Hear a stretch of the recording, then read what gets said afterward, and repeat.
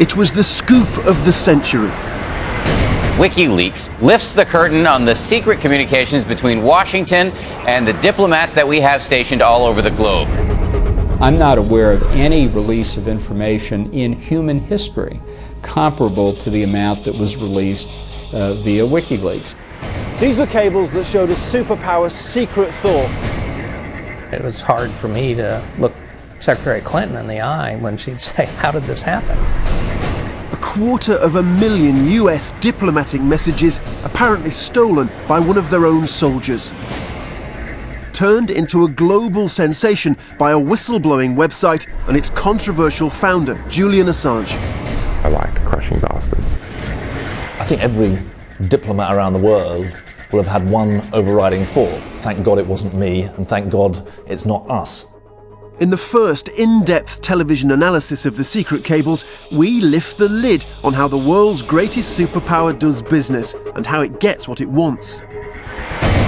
We reveal a superpower on a mission to change the world, but a superpower that sometimes fails to live up to its own ideals.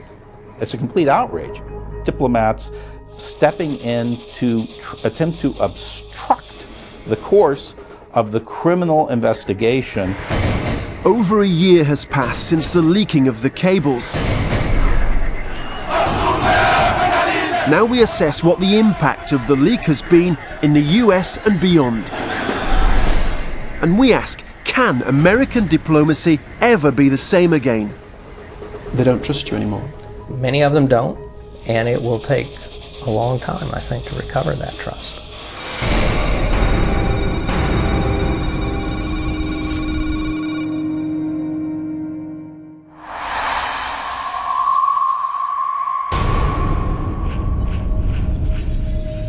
It's late November 2010.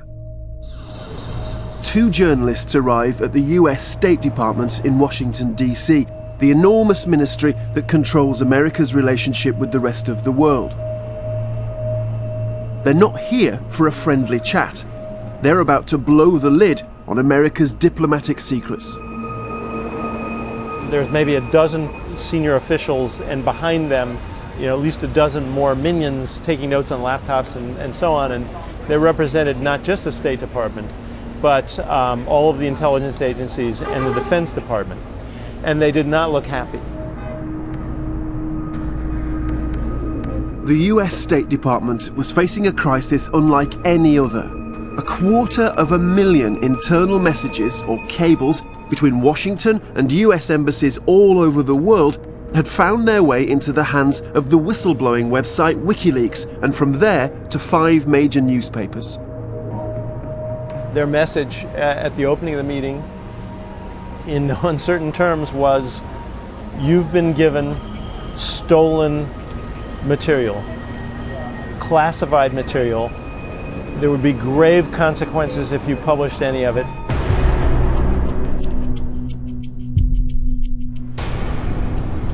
At that meeting, one of the people leading the State Department's response to the crisis was PJ Crowley. These stories resulted from a crime. For us, this was still classified material, and it was our responsibility to continue to protect it. The State Department was right to be worried. The cables reveal what American diplomats say when they think the world will never know: who they trust and who they mock, what they want and how they get it. Some inside the US government dismiss Berlusconi as feckless, vain, and ineffective. Merkel is risk-averse and rarely creative. Gaddafi relies heavily on his longtime Ukrainian nurse, who has been described as a voluptuous blonde. Detailed records from thousands of secret meetings and conversations involving US diplomats were about to become a media sensation. Bank of England Governor Mervyn King expressed great concern about conservative leaders' lack of experience. It was related that King Abdullah remains a heavy smoker, regularly receives hormone injections, and uses Viagra excessively.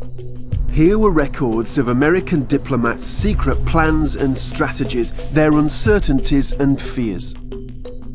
We should aim at influencing the narrow group of individuals that surround Saudi him. energy facilities remain highly vulnerable to external attack. He warned that urgent action is required. Without progress in the next few months, we risk nuclear proliferation in the Middle East. All of this classified information was now in the hands of journalists.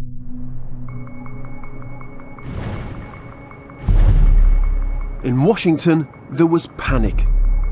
When the newspapers gave us access so that we could begin to get a sense of it, I think there was just a growing sense of horror. Can you remember Secretary Clinton's reaction? She wasn't thrilled. I mean, Secretary Clinton knew probably better than anybody exactly just how delicate some of our relations were with different countries. The leak threatened the basics of US diplomacy. When you're confronted with 250,000 cables, in a way it's overwhelming. You know, it involves everything. But there was little they could do. The 5 newspapers had already agreed on a publication date. Nothing was going to stop them. All the US government could do now was try to get ready. They knew that within a matter of weeks the world would know their secrets, and the only question was how bad it would be. We knew that it was going to potentially do an enormous amount of damage to some of our key relationships. And what was the atmosphere like in the State Department that these cables would be there for all to see? Battening down the hatches. On the 28th of November 2010, it began. Huge trove of documents released just hours ago by the whistleblowing website Wikileaks lifts the The whistleblowing website released another pile of government documents Sunday, including... Whoever leaked all those State Department documents to the WikiLeaks website is a traitor. Within 24 hours, the cables had become a global sensation. It's hard to think of a worse day for US diplomacy. America's private opinions and conversations splashed across every front page in the world. Wikileaks. The founder, Julian Assange, is now on Interpol's most wanted list. They call it their red list. So what's in there? Everything from global fears about Iran's nuclear program to news that China may have sabotaged Google. Controversial and often embarrassing revelations include an American diplomat describing Prince Andrew as rude and cocky. It was like that moment when an email gets sent to the wrong person, only it went to the whole world. As the leaks poured out, foreign politicians looked on with horror.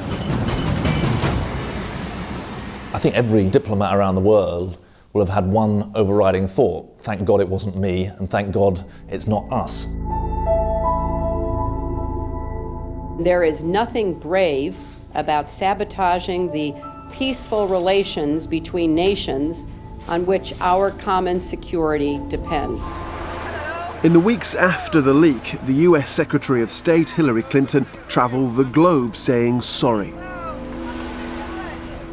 Clinton even joked about getting special apology tour jackets made.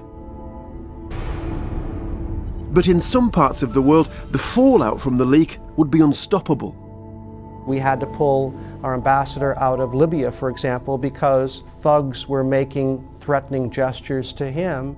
We had an ambassador in Mexico. The Mexican government just made clear we can no longer do business with this American ambassador, and he's now being replaced. In Washington, tough questions were being asked. President Obama's a pretty calm guy, even in tough times and stressful times. But he was clearly incredibly angry, along with the rest of us. And the question, obviously, to me and to others was, how in the world could this happen? A suspect had been identified. Online chat logs had given him away. The suspected source was not a foreign government or a spy at the heart of the US machine. It was an American soldier sitting in a remote base in the deserts of Iraq. Bradley Manning was a lowly PFC, a private first class, but he had access to a world of secrets.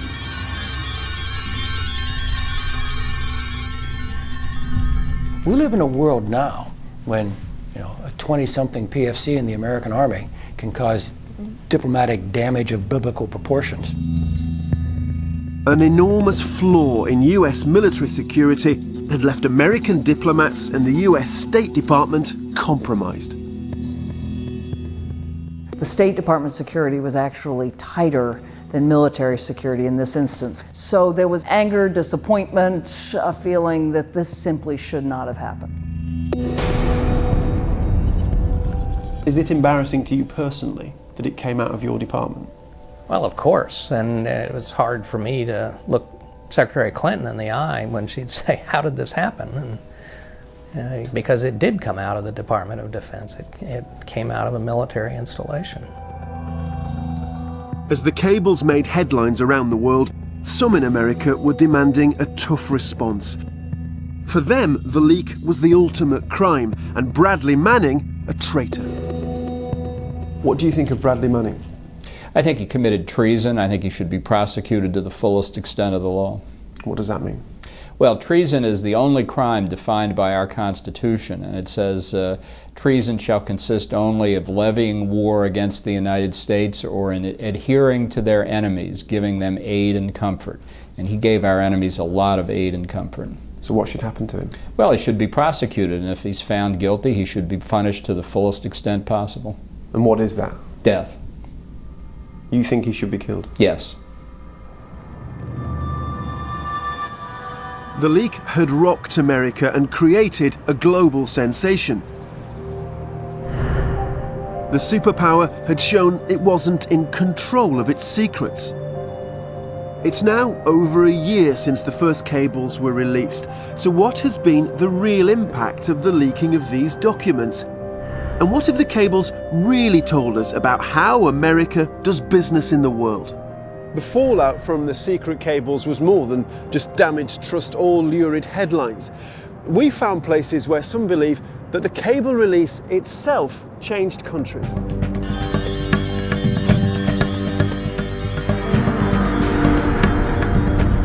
In mid-October 2010, two Tunisian political activists, Sami Ben Gabir and Malik Kadraoui, got hold of some of the secret US cables.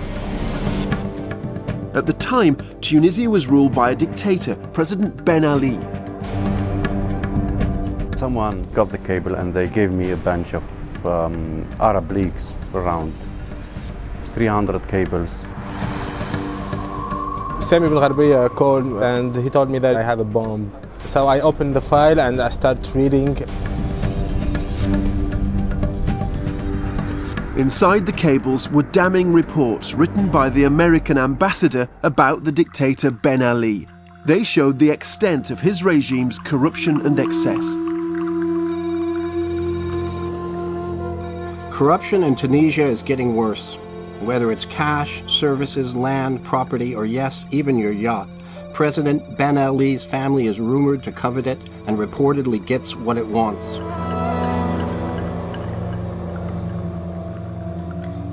This is Ben Ali's daughter, Nesreen, and her billionaire husband, Mohammed Sakr El Materi. And this was one of their houses, a luxury villa on the Tunisian coast.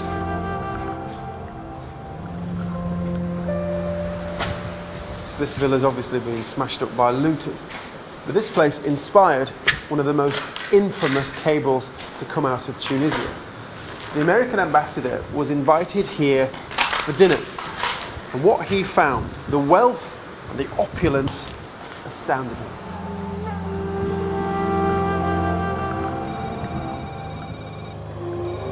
Ancient artifacts everywhere.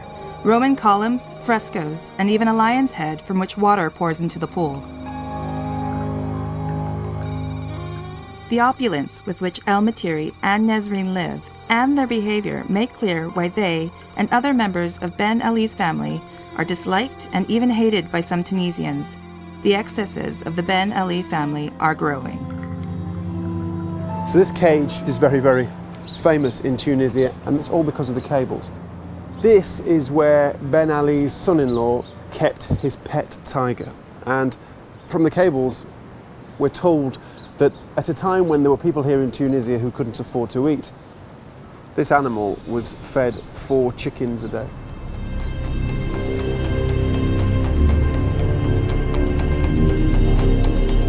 At the time of the cable release, Tunisia was already suffering economic unrest. Food prices were rising, youth unemployment was at crisis point. The cables showed the contrast between the lives of ordinary people and their rulers. For activists like Malik and Sami, the cable leak was an extraordinary opportunity. The Wikileaks cable was for us like a new tool or a new weapon to make this contest come down from the internet to the street. They published the Tunisian cables on the same day as the Wikileaks splash. It was a very huge reaction. First of all, on the social networks, Twitter, Facebook, and our community. It was like a bomb. Now, the secret American reports of the Ben Ali's excess were out there for ordinary Tunisians to read. It wasn't that Tunisia didn't know about the corruption. Most people here were well aware of how the elite lived. It was now that they could see that the Americans knew.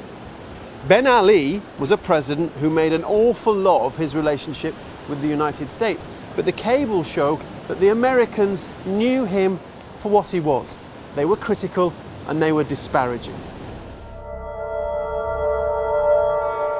When people was in the street, they have in their mind that this regime is really corrupt, that this regime is not really supported by foreign forces, so that maybe people was saying, okay, maybe he's not too strong, maybe he's not too invincible.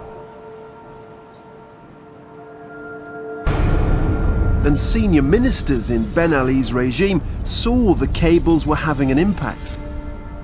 When the people of Tunisia saw that there is this criticism of the president, of the surrounding, the circle, etc., of course, maybe they were not expecting this from the Americans.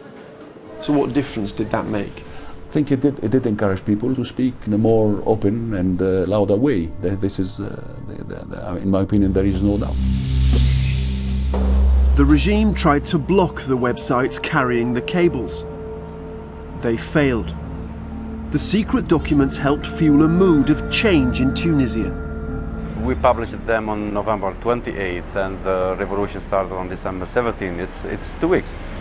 2 weeks.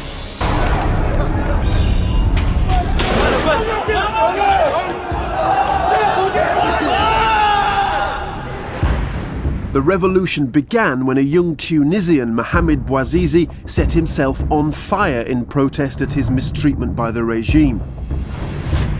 His death provoked outrage and brought crowds to the streets. And as they vented their anger, the cables inspired many of their chants.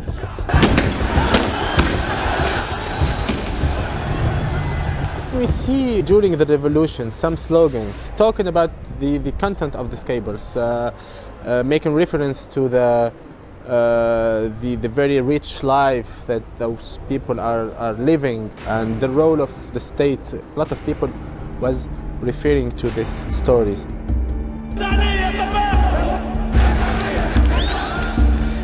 Those protests would bring down a dictatorship that had lasted 23 years. Ben Ali fled the country. The Tunisian revolution spread and prompted a wave of uprisings that became known as the Arab Spring. The cable leak had played a part in history.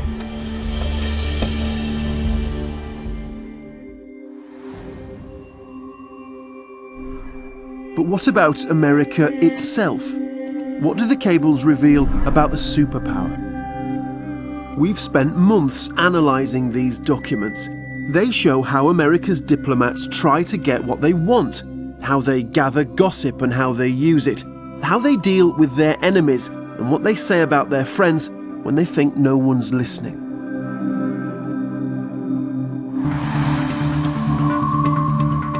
So, what does America say about its closest friend of all, us?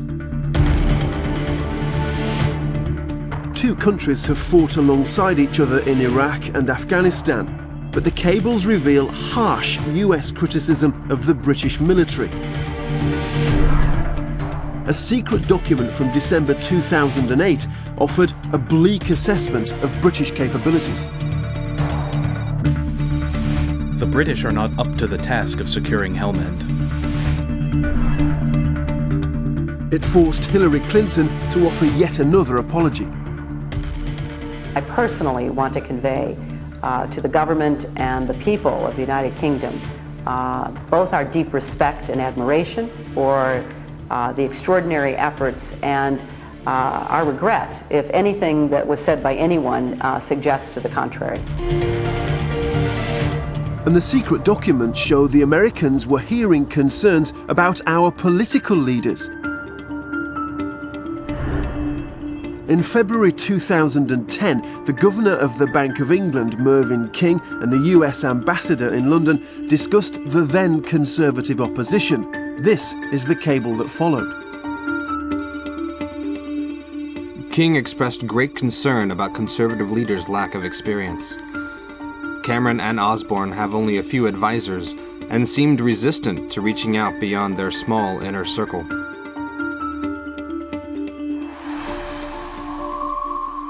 It is the duty of a diplomat to report those conversations so people can take that into account so they know what's going on. And gossip is not gossip if it's conversations that are had. Gossip is speculation, and there is no speculation. But some cables are not so easy to explain away. In 2009, Ivan Lewis was a Foreign Office minister in Tony Blair's government. He got to know the Americans during this time, and they tried to get to know him. No detail or rumour was too grubby. Lewis reportedly remains a bit of a hound dog where women are concerned.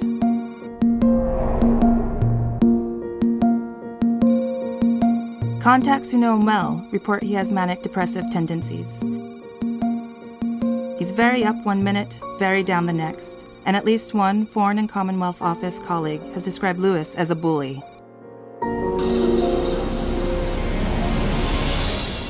US diplomats may claim to be simply reporting what they hear, but it seems from the cables that no detail is too trivial. Biographic data is something that is valuable. Building an understanding of the personalities, the proclivities, what might be distracting to individuals, what might explain the behavior of third parties toward that individual. Finding out that somebody has a reputation, a bad reputation with women, once might have been an advantage, but these days generally isn't. So why then did Hillary Clinton send this to London 1 month after the cable about Lewis was written?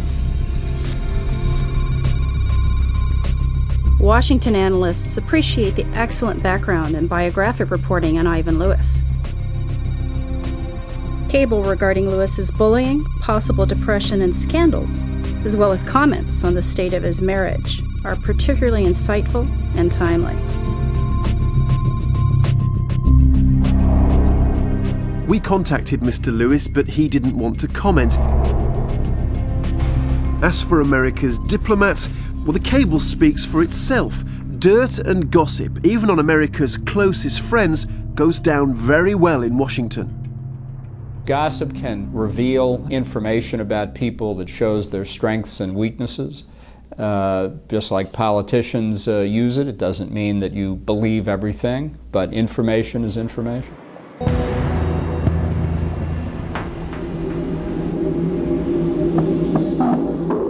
And there is no limit to America's desire for information on its friends. It's about much more than just gossip. What we've seen is the Americans want any piece of information, no matter how trivial. And no one, it seems, is off limits. America's most important Arab ally in the Middle East is Saudi Arabia. They're close militarily, and the US relies on Saudi for oil. But when it comes to information, everything's up for grabs, including the King's secret medical file. Upon arrival, the Royal Clinic accidentally provided this physician with the King's medical file. It was related that King Abdullah is 92 years old. He remains a heavy smoker, regularly receives hormone injections, and uses Viagra excessively.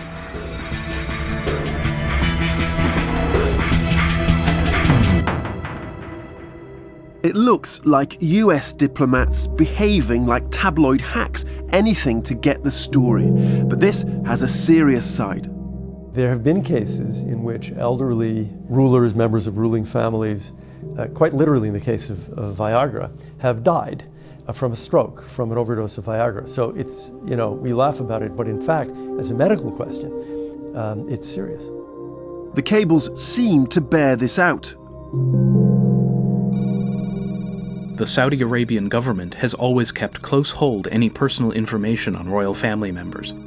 This medical information provides some detail into the king's health and longevity, and is provided to Washington for additional analysis.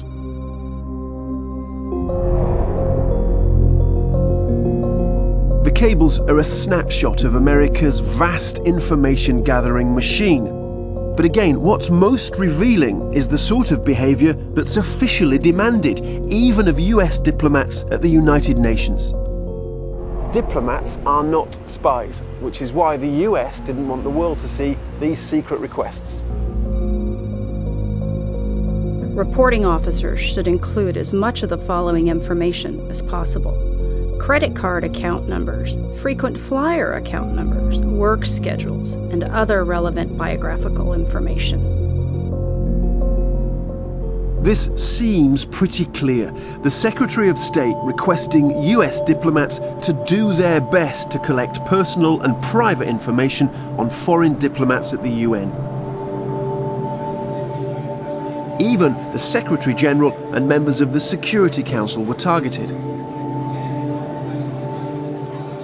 Plans and intentions of the UN Secretary General, biometric information on UN Security Council permanent representatives. But those on the inside of the State Departments deny the obvious conclusion.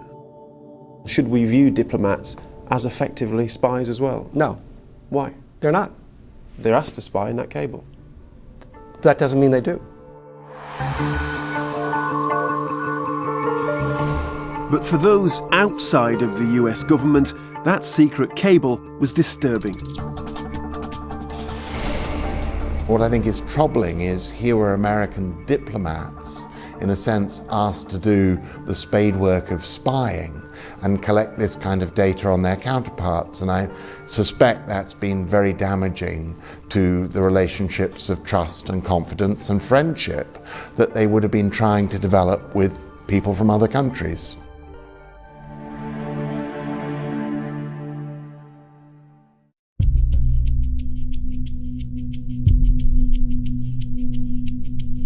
The cables reveal aspects of US diplomacy that America did not want us to see.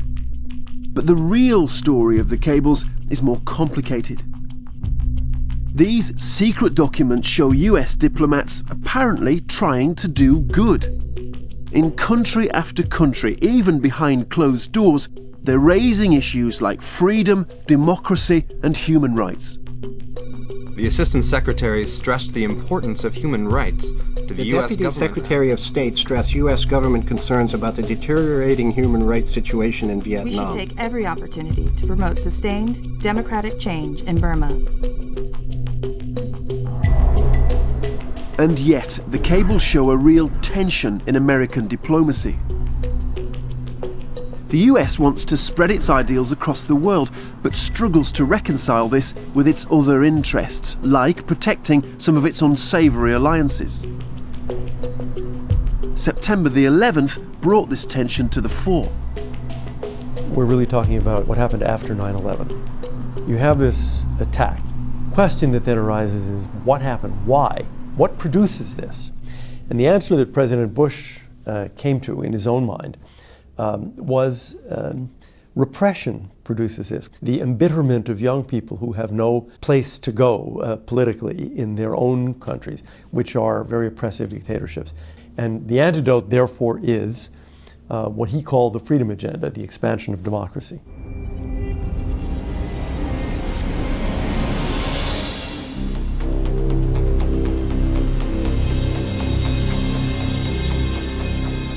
One of the places where that freedom agenda was applied was Egypt. For over 2 decades, it had been ruled by Hosni Mubarak, a pro-American dictator.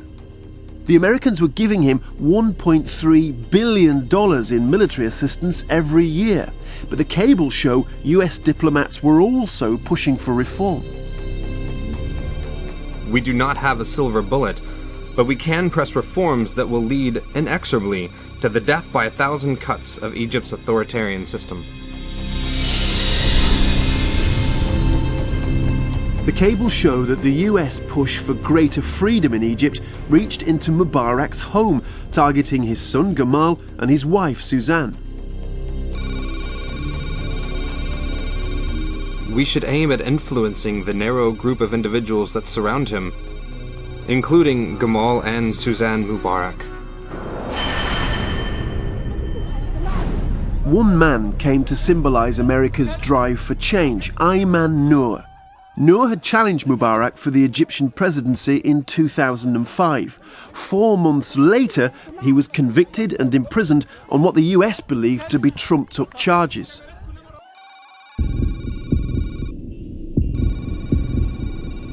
The embassy has raised strong concerns about the arrest and detention of Ayman Noor, with a variety of Government of Egypt contacts at both senior and working levels.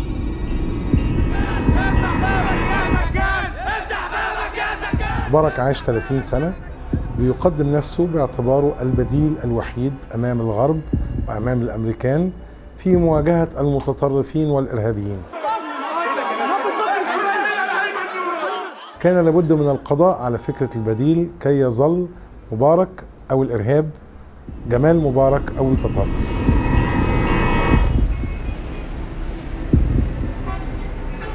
The cables show that America repeatedly raised Noor's case with the Mubarak regime, and they reveal the dictator's angry response. Mubarak takes this issue personally, and it makes him seethe when we raise it.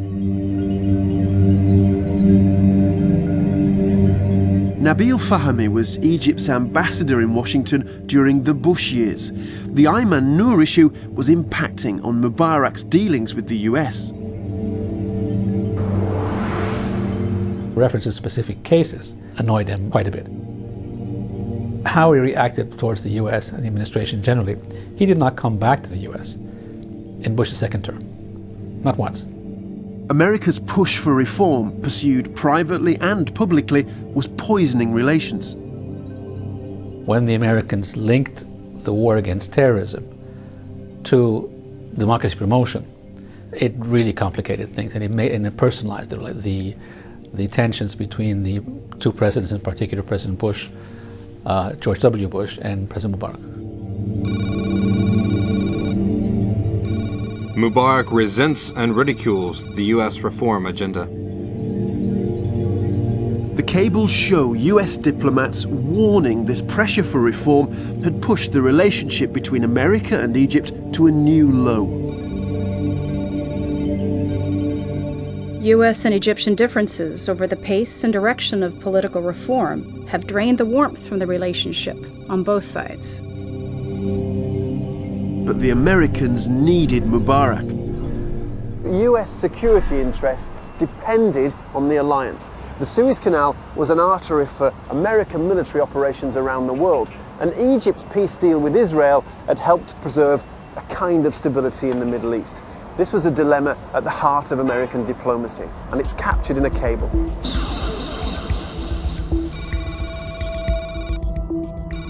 An ongoing challenge remains balancing our security interests with our democracy promotion efforts.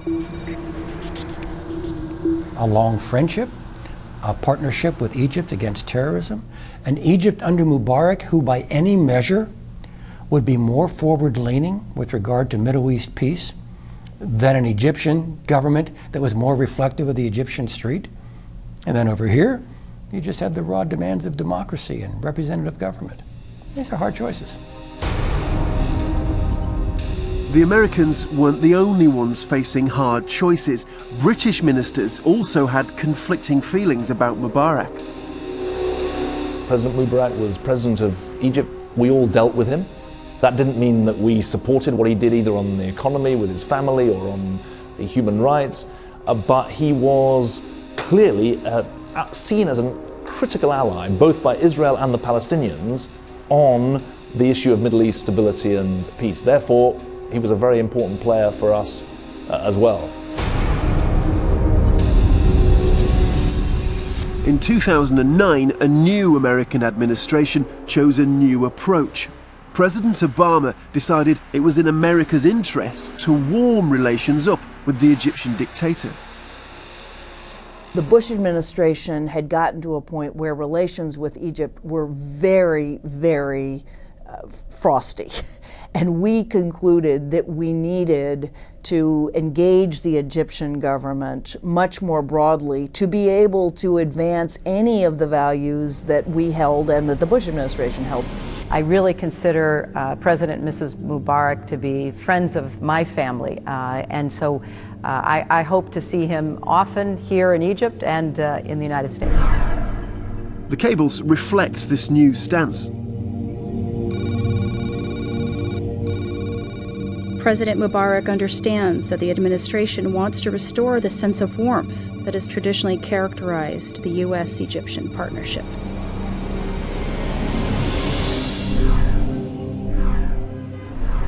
President Obama's strategy may have been influenced by a massive miscalculation by US diplomats in Cairo, a mistake we only know about because of the cables.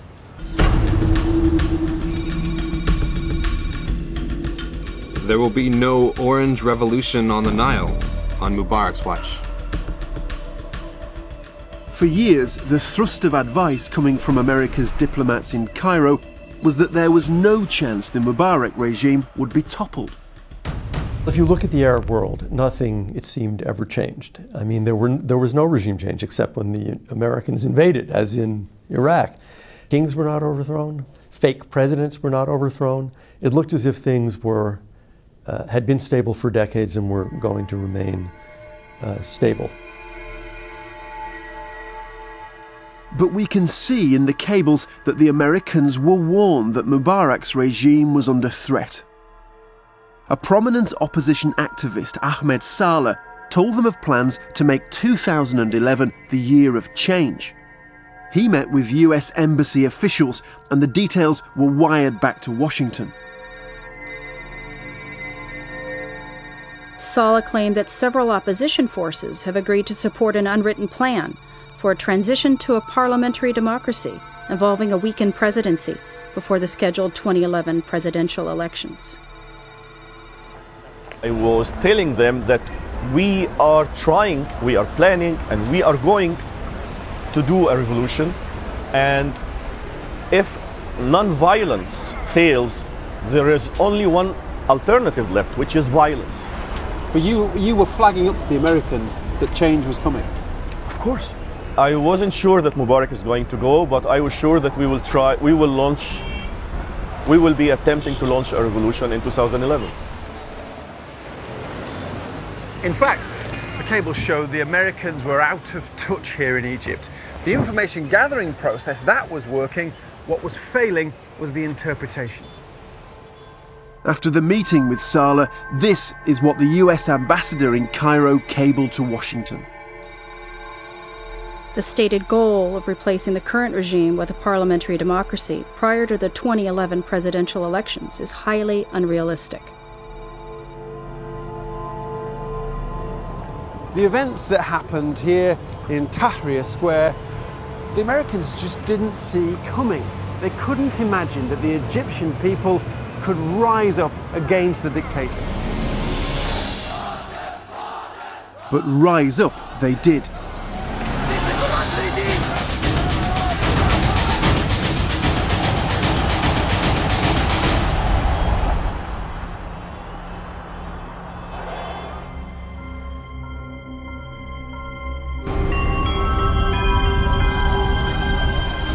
Inspired by the example of Tunisia, in January and February 2011, protests flared across Egypt against the Mubarak dictatorship. On the day the protests began, this is what Hillary Clinton had to say, still seeing Mubarak as the future. Our assessment is that the Egyptian government is stable and is looking for ways to respond to the legitimate needs and interests of the Egyptian people. But within a month, Mubarak was gone. Congratulations for all my people! Congratulations!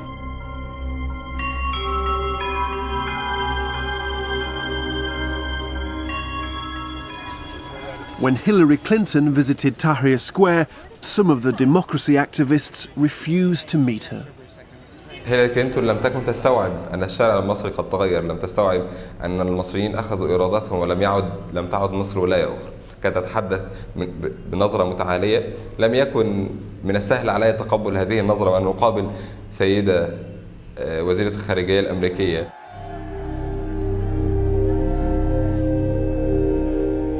Whatever America's ambitions for bringing democracy to Egypt, the US had thrown its lot in with a dictator. When he was thrown out, for many in Egypt, America had put itself on the wrong side of history.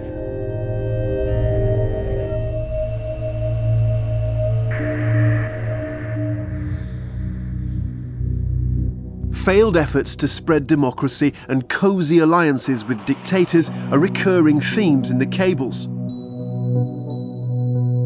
There are times, though, when the US position approaches hypocrisy. Competing pressures make them say one thing but do another. We can see this tension in the place where the cable leak helped cause revolution, Tunisia. The cables show that for years before the revolution, US diplomats were telling the regime in Tunis it needed to change. The cables make it quite clear. American diplomats here in Tunisia were not only interested in the corruption of the Ben Ali regime, they were also actively raising the issue of reform. Our message to Ben Ali should be that while we do not seek regime change, we expect a real transition to democracy.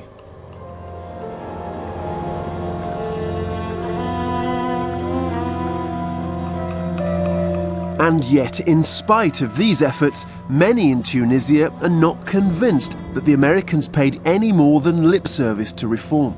L'administration américaine, malgré tout ce qui a été écrit, tout ce qui a été dit, les câbles qui ont été envoyés par l'ambassade, a gardé de relations très suivies et très amicales avec le pouvoir de Ben Ali. Et les libertés n'étaient pas vraiment le sujet important de ces relations-là. In fact, the cables reveal a kind of moral ambivalence in US diplomacy. America wanted reform in Tunisia, but it also wanted other things too. Back in 2006, its diplomats were preaching freedom in Tunisia, but privately, US ideals were coming under strain. This is Guantanamo Bay, a symbol of America's controversial war on terror. For years, America had been seizing hundreds of foreign terror suspects and transferring them here. But in 2006, President Bush announced he wanted to close Guantanamo. The problem now for the US was what to do with the detainees. Their solution was to try and send them back to their home countries. Our goal was to close Guantanamo so as to reduce the size of the problem. So there was a policy of trying to repatriate these detainees where there wasn't some kind of judicial or other action that we could take against them, and where we thought that we weren't running an undue risk by sending them back. Of the 355 detainees in Guantanamo Bay, 12 were Tunisian. But the cables show US diplomats in Tunis had concerns about sending them back to Tunisia. The embassy believes there is a significant likelihood, i.e., more likely than not, that the detainees would be mistreated during the period they are in Ministry of Interior custody. We had both the concern about how to deal with the detainees and where they would end up, where they would be sent, and the issue of how they would be treated and their human rights. Concerns about human rights had meant some detainees were not repatriated to their home countries. So what about Tunisia? The cables show that US diplomats obtained limited assurances from the Tunisian government about how the detainees would be treated. But US diplomats still had serious concerns. We cannot exclude the possibility, given the track record of the Ministry of Interior, that the detainees would be tortured upon their return to Tunisia. The cable suggests that the assurances the US wanted never arrived, and yet in June 2007, 2 detainees were handed over to the Tunisian authorities. It's claimed as soon as the 2 detainees arrived in Tunisia, they were mistreated. Abdullah Haji is interrogated, he's threatened, he's slapped around, they threaten to rape his wife, they make him sign a statement, he's not allowed to read the statement, and that's it. Then he's transferred to prison where he's held in solitary confinement. The concerns expressed in the cables had materialized. Slapping around, threats of torture, threats to rape your wife constitute torture under the international definition. Sleep deprivation, certainly the accumulation of all these things used against one person amount to torture or inhumane treatment at the very least.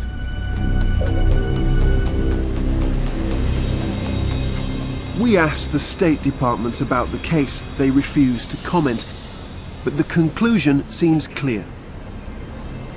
America's strategic interests had collided with its ideals, and it was the ideals that gave way. On the one hand, they wanted the regime in Tunisia to make more progress on human rights, to be more presentable as an ally. On the other hand, they wanted security cooperation, and in this case, the security angle trumped the human rights angle clearly.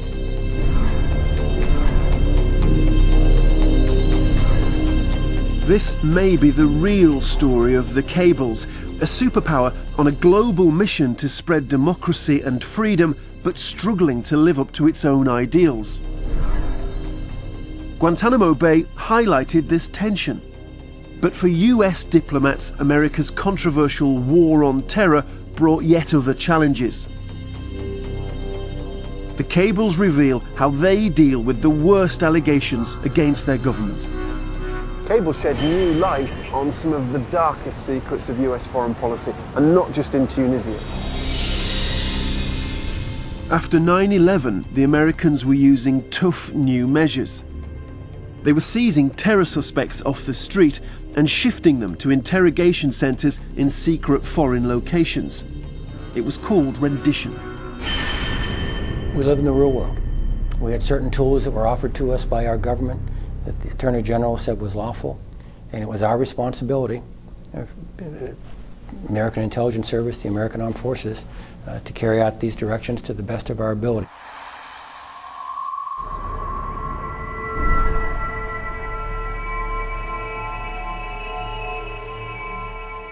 This is Khalid El-Masri. He's a German national. He says he was seized in Macedonia and flown to a secret prison in Afghanistan. He claims his captors were the CIA. Ich befinde mich hier in einem Land, wo keine Gesetze gibt. Ob es mir klar ist, was das heißt. Die können mich hier begraben oder 20 Jahre in diesem Gefängnis stecken, niemand weiß von mir was. He says he was beaten and held for 4 months before being released. When we approached them, neither the CIA nor the State Department would talk about the case. But buried in the cables are the secret reports of what the Americans were telling the Germans in private. It was a mistake to take al-Masri. In 2007, German prosecutors identified 13 suspected CIA operatives understood to be involved in al-Masri's abduction. They wanted to issue international arrest warrants, which is when US diplomats stepped in. Global Affairs Counselor underscored the serious negative implications of a German decision to issue international arrest warrants in the al-Masri case. The Deputy Chief of Mission emphasized that issuance of international arrest warrants would have a negative impact on our bilateral relationship. The message was clear. Whatever crimes the CIA might have committed, the Germans should back off. If they didn't, relations between the two countries would be harmed. This is the dark side of diplomacy. Shocking to us perhaps, but not for those who move in this world. John Negroponte was number 2 at the State Department from 2007 to 2009. We put the al-Masri cables to him. He says American diplomats did nothing wrong. It's a political statement. Governments undertake certain obligations to protect their own employees. And so, to me, I think of it as an example of us standing by our people rather than threatening another country. But what does the man who signed the cable think? We tracked him down and he agreed to talk to us. We didn't put pressure, we communicated the feelings of the US government, and that's normal. The job of the United States government is to represent American citizens. I believe that the appropriate steps and actions were taken, and I believe that it would have been ill-advised for Germans to prosecute the Americans. But outside of the American government, things look very different. For many, the al-Masri cables reveal a dark truth about US diplomacy. When key American interests are at stake, justice counts for little. It's a complete outrage. It is dangerously close to what would be called obstruction of justice in the United States. You're talking about a pending criminal proceeding, and you're seeing US diplomats stepping in to attempt to obstruct the course of the criminal investigation through political means. And this was not an isolated case. We had an instance like that in Italy, and it allegedly involved some American intelligence people, and we went to considerable lengths to try to discourage legal action against those people. That was an understatement. The cables reveal the aggression of US messages, even to allies.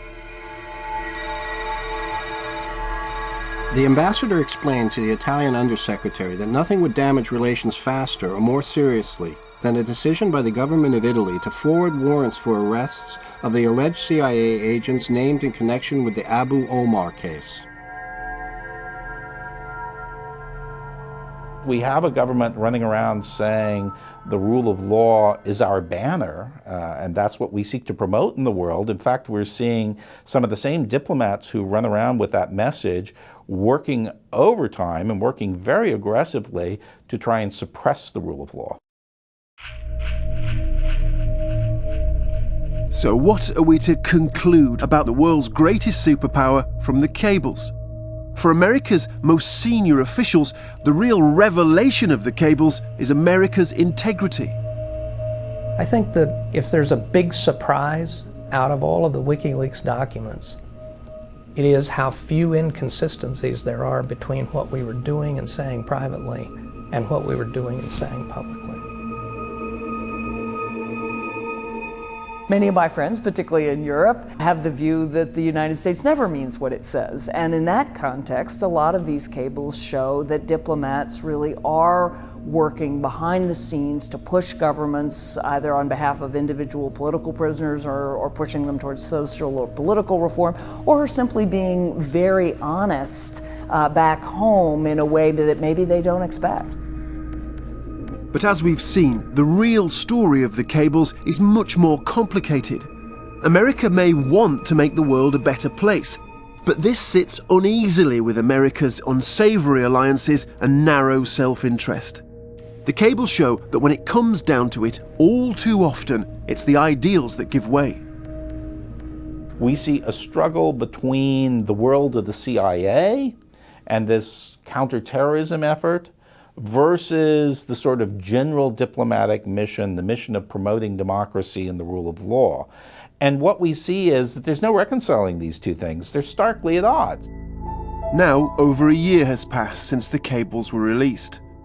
Bradley Manning, the man accused of stealing the files, is facing a court-martial. Julian Assange, the man behind the Wikileaks website, is fighting efforts to get him to face sexual assault allegations in Sweden.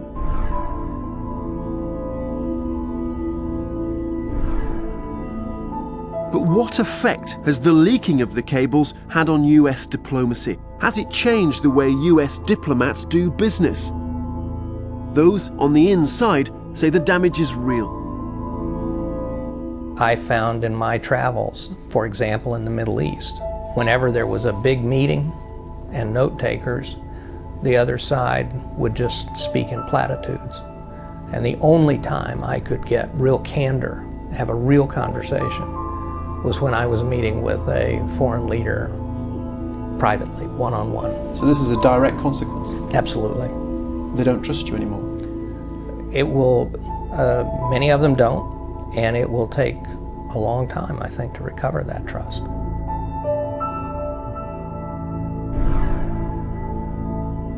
There's going to be a reduction in the willingness of people to talk to American diplomats because, again, we've proven that we don't have the ability to protect the confidentiality of the communication.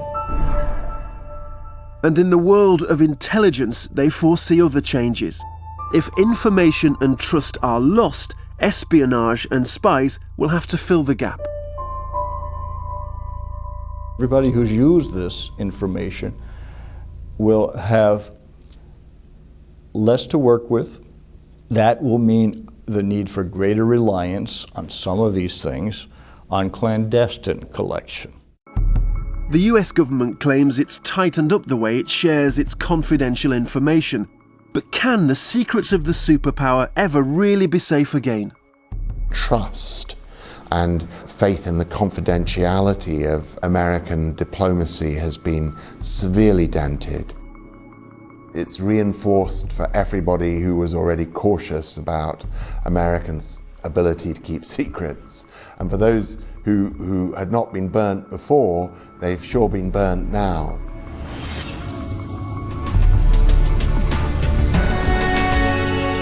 As American diplomats continue to deal with the impact of the cables, other political challenges loom. In a century that could see the decline of American power, her enemies and rivals are becoming more defiant. Next week, we look at US fears, what the cables tell us about a new Cold War, a rogue Chinese army, and how to stop the Iranian bomb.